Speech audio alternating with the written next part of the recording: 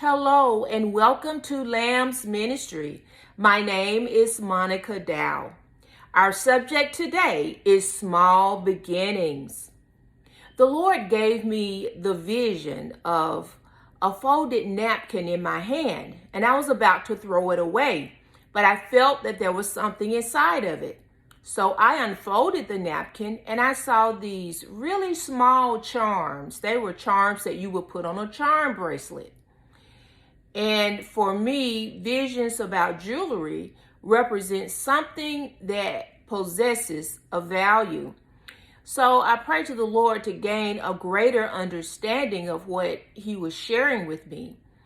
And He revealed that sometimes there are the small things or small beginnings that we experience as Christians, and we see them as being insignificant or something that cannot be paid much attention to or maybe even discarded, as I was about to do. But He's saying those small things that some of us tend to overlook, they have value to Him. And so He led me to the scripture of Zechariah, the 4th chapter, verses 8 through 10. Then the word of the Lord came to me. The hands of Zerubbabel have laid the foundation of this temple.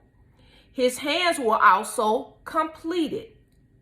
Then you will know that the Lord Almighty has sent me to you. Who dares despise the day of small things? Since the 7 eyes of the Lord that reigns throughout the earth will rejoice when they see the chosen capstone in the hand of Zerubbabel. Now, this passage is about Zerubbabel, who was the governor of Judah after the 70 years of captivity that the Jews spent in Babylon. And so he led the people back to Judah, which had become a desolate land, and all the buildings lay in ruins, including the temple that King Nebuchadnezzar destroyed. Now, the people came back to a desolate land, which meant that they had to rebuild houses to live in and really rebuild their entire society. But God specifically gave Zerubbabel and Joshua the priest the assignment of rebuilding the temple, which meant that they basically had to erect the temple from the ground up. And so our scripture tells us that Zerubbabel had rebuilt the foundations. Now, let me explain to you that that's where he got stuck and stopped for a little while. Now, he had political rivals that tried to stop what he was doing in his assignment to rebuild the temple. And they were the main obstacles. And then he also faced that he didn't have enough materials. He ended up having to secure lumber from Lebanon to rebuild the temple, and he needed money. So King Cyrus actually helped him with the fundraising that he needed as well. So he definitely had obstacles in the situation. And so we can think about ourselves, when God gives us assignments specifically for us to carry out on an individual basis, or even as a church, sometimes God gives assignments. And sometimes they can be quite challenging.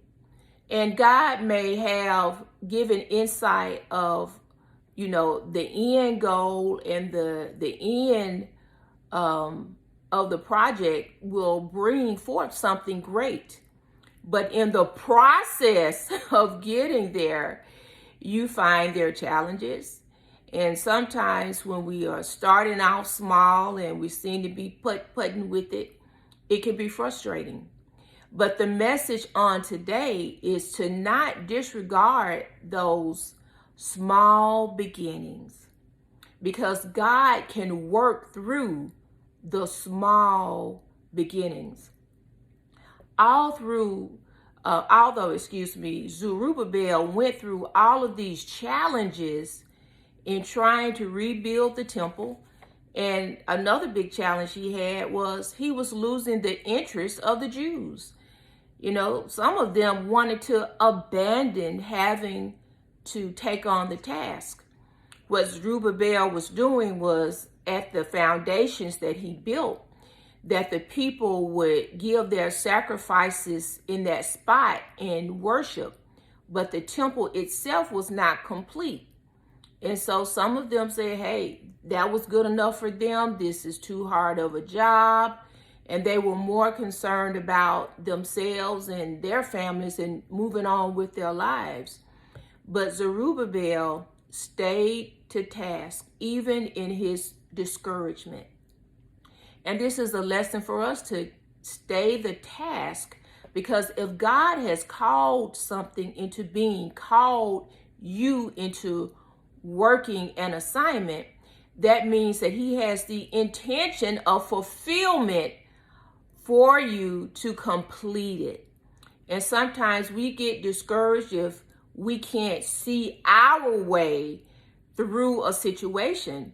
But this is a lesson to trust God and what he calls into being. He uses us as his vessels to carry out his work.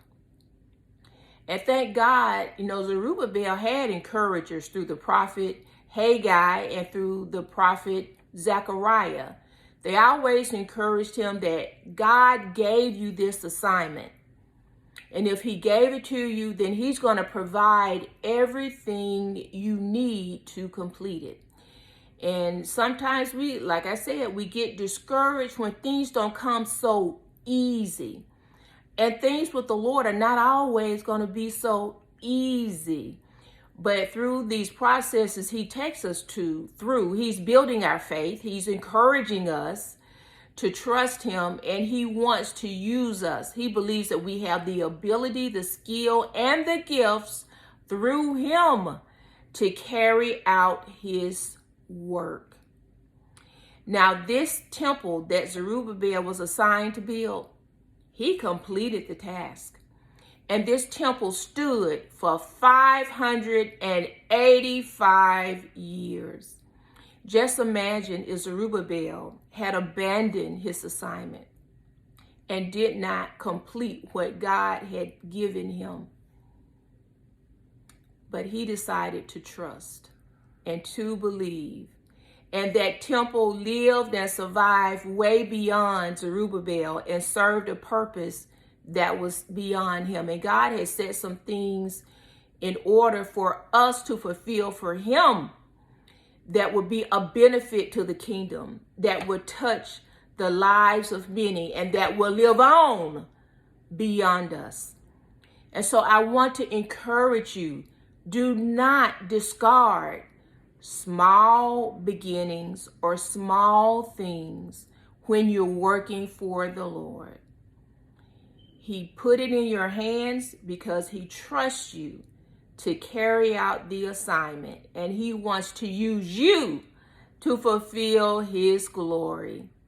I pray something was said to encourage your spirit to stay on course, complete your spiritual assignments, and know that God is with you. May God bless you and keep you, and have a great week.